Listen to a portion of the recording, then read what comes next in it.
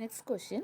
A nurse is caring for a client with a deep vein thrombosis who is receiving heparin therapy.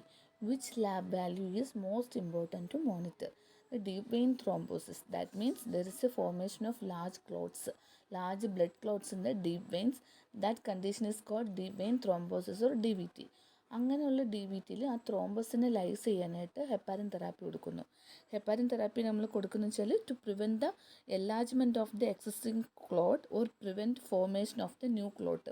അതായത് already ഒരു thrombus form ചെയ്തു, ആ thrombus വീണ്ടും enlarge ആവാണ്ട് ആ ക്ലോട്ടിന് എന്ത് ചെയ്യുന്നു, അലിയിച്ച് കളയുന്നു, ത്രോംബസിൻ്റെ സൈസ് കുറയ്ക്കുന്നു. അതിനോടൊപ്പം തന്നെ ന്യൂ ക്ലോട്ട് ഉണ്ടാകുന്നത് പ്രിവെൻറ്റ് ചെയ്യാനും ഹെപ്പാരിൻ തെറാപ്പിയാണ് ഫസ്റ്റ് കൊടുക്കുന്നത്. ഇനി പേഷ്യൻറ്റിൻ്റെ സയൻസ് അല്ലെങ്കിൽ സിംറ്റംസ് റീസോൾവ് ചെയ്തതിന് ശേഷം ഹെപ്പാരിൻ മാറ്റി അത് വാർഫാരിനാക്കുന്നു. അപ്പോൾ ഹെപ്പാരിൻ തെറാപ്പി കിട്ടുന്ന ഒരു പേഷ്യൻറ്റിന് മെയിനായിട്ട് മോണിറ്റർ ചെയ്യേണ്ടത് പാർഷ്യൽ ത്രോംബോപ്ലാസ്റ്റിൻ ടൈമാണ് മോണിറ്റർ ചെയ്യേണ്ടത്.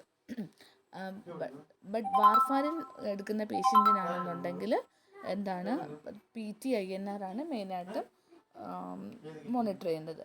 ബാക്കി ഈ ഓപ്ഷൻസ് തന്നേക്കുന്നത് platelet count, prothrombin time, partial thromboplastin time and haemoglobin and haematocrit.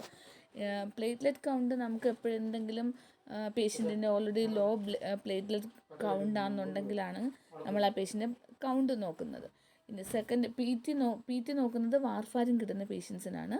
APTT ആണ് ഹെപ്പാരിൻ തെറാപ്പി കിട്ടുന്ന പേഷ്യൻസിന് നോക്കുന്നത്. ഇപ്പോൾ സപ്പോസ് വല്ല അനീമിക് അല്ലെങ്കിൽ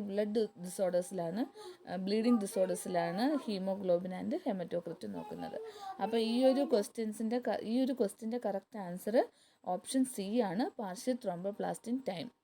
ഈ ക്വസ്റ്റ്യൻ വളരെ ഇമ്പോർട്ടൻ്റ് ആണ്. ഇത് പല രീതിക്കും ഈ ഒരു ക്വസ്റ്റ്യൻ, അതായത് ഹെപ്പാരിൻ തെറാപ്പി ആൻഡ് APTT ഈ ഒരു റിലേഷൻ പല രീതിയിൽ അവർ ക്വസ്റ്റ്യനായിട്ട് ചോദിക്കും.